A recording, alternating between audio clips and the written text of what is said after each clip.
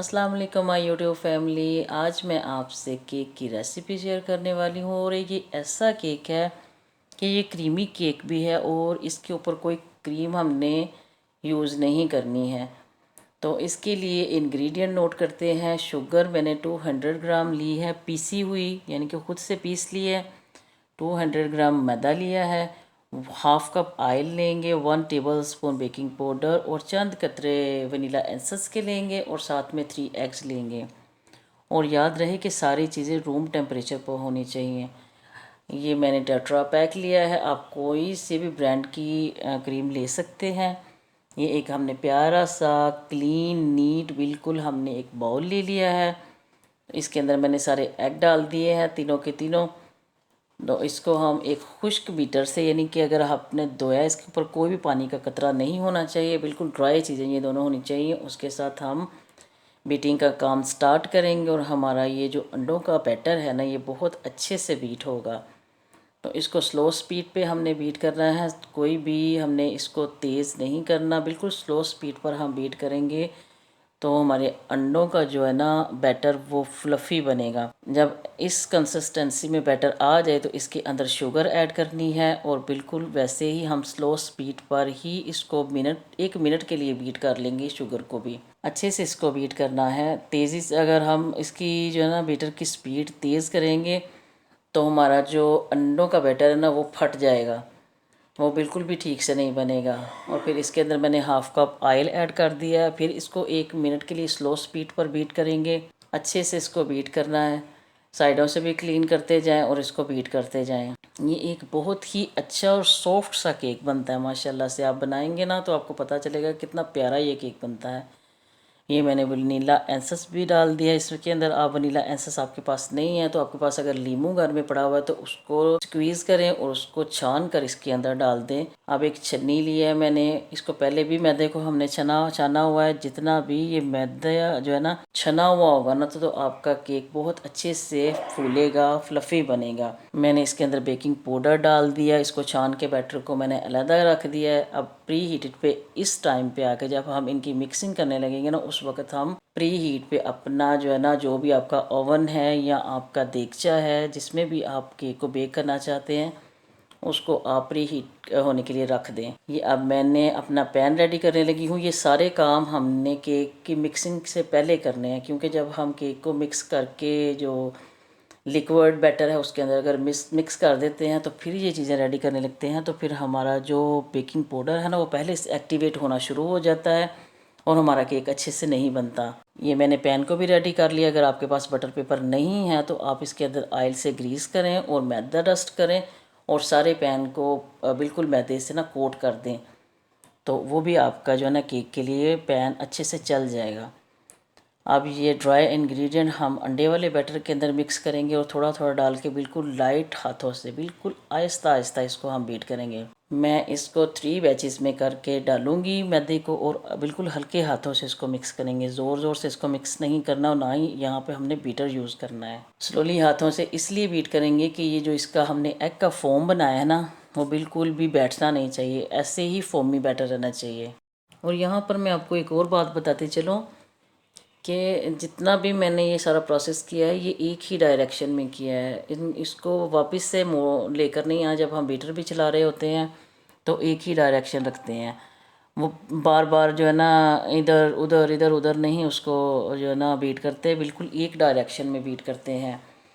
तो इस बात का ख़ास ख्याल रखना है, क्योंकि जब हम एक डायरेक्शन नहीं रखते हैं तो फिर वो हमारा जो है ना बैटर बिल्कुल भी फ्लफ़ी नहीं बनता है।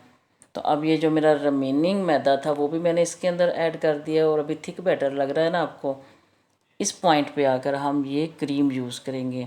अगर आपके पास ये टेट्रा पैक वाली क्रीम नहीं है तो आप घर की सिंपल जो बालाई होती है दूध के ऊपर आई हुई वो आप लें और पहले से उसको अच्छे से स्मूथ कर लें और फिर इस जो है ना नीम गर्म दूध के अंदर डालें और इन दोनों चीज़ों को अच्छे से मिक्स कर लें। कोई भी इसके अंदर लम्स नहीं रहने चाहिए और इनको मिक्स करके इस बैटर के अंदर डाल दें और अच्छे से फिर से जो है ना इसकी मिक्सिंग करें बिल्कुल लाइट हाथों से। ज़ोर ज़ोर से बीट बिल्कुल नहीं करना, ये मैं आपको बार बार बता रही हूँ, क्योंकि इसी पॉइंट पे आकर हमारा केक का जो फाइनल लुक है ना वो ख़राब हो जाती है। केक बैठ जाता है, केक हार्ड हो जाता है, एक रबड़ सा रहे उसके अंदर रबड़ से बन जाती है और केक बिल्कुल भी सॉफ्ट नहीं बनता है। तो ये देखिए अब ये हमारी मिक्सिंग अच्छे से हो चुकी है। यहाँ पर आकर आपने बिल्कुल भी ओवर मिक्स नहीं करना है। अच्छे से सारा इसको मिक्स करके तो इसको हम बैटर जो सारा ना इसको केक टिन में डाल देंगे। तो आपने खास ख्याल हर पॉइंट का रखना है, कोई भी मिस नहीं करना है। आप अगर वीडियो को पूरा देखेंगे तो आपको हर पॉइंट जो है ना अच्छे से समझ में आ जाएगा। अब ये बैटर को ऐसे हम बिल्कुल ऐसे ही डालेंगे, एकदम से उसको पोर नहीं कर देंगे टिन में, ऐसे स्लोली स्लोली डालेंगे ताकि उसके अंदर जो एयर है ना वो बिल्कुल भी जो है ना इसके अंदर इकट्ठी ना हो। अगर एयर रहती है तो फिर बीच में से वो मोटे मोटे से जाले से बन जाते हैं, बिल्कुल बिल्कुल भी केक जुड़ा हुआ नहीं बनता है। तो इस बाउल को हम बिल्कुल इससे अलग कर लेंगे सारे बैटर को और इस टिन में डालकर इसको बेक कर लेंगे। ये टैप करना भी लाजमी है, एक एक पॉइंट को गौर से देखिएगा, इसको टैप ज़रूर करना है। अब ये हमारा प्री हीटेड हमारा होममेड अवन, इसके अंदर ये केक टिन रखेंगे और इसका हमने 45 से 50 मिनट तक वेट करना है। तो केक जो है ना हमारा बिल्कुल बहुत अच्छे से कलरफुल सा रेडी हो जाएगा। कोई भी हमने इसके अंदर कलर ऐड नहीं किया, लेकिन फिर भी देखिएगा कितना प्यारा कलरफुल हमारा केक रेडी होता है। तो केक बनाना कोई भी मुश्किल नहीं रहा है अब तो, पहले मुश्किल होता था, अब तो कोई मुश्किल नहीं है। अगर आपके पास ओवन नहीं है तो ऐसे देगचे में बना लें, कोई भी मुश्किल नहीं होती है। बच्चे अगर मांगते हैं तो आप फटाफट से झट से बनाएं और अपने बच्चों को रेडी करके केक दीजिए। एक टूथपिक या नाइफ़ लेकर उसको इसके अंदर इंसर्ट कीजिए, अगर वो बिल्कुल क्लीन आती है तो हमारा केक बिल्कुल रेडी है। ये देखिए कितना प्यारा इसका जो है ना स्पंज बना है, बहुत सॉफ्ट स्पंज था। आप इसका कारोबार भी कर सकते हैं, अपने घर से स्टार्ट कीजिए और बनाइए और सेल आउट कीजिए। अल्हम्दुलिल्लाह अल्हम्दुलिल्लाह हमारा केक बहुत अच्छे से बन गया है। एक और बात, जब हमारा केक बिल्कुल ठंडा हो जाएगा तब हमने पैन के अंदर से इसको रिमूव करना है, यानी कि इसको तब हम टच करेंगे। अगर केक जब हमारा गर्म होगा तो उस वक़्त हम गरम गरम को हिलाने जलाने लग जाएंगे तो फिर हमारा जो है ना केक टूटने लग जाएगा।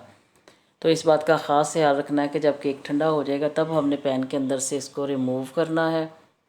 और ऐसे इसका बटर पेपर आप उतारेंगे तो बिल्कुल अच्छे से इसका बटर पेपर इसके यानी कि बिल्कुल अच्छे से हट जाएगा।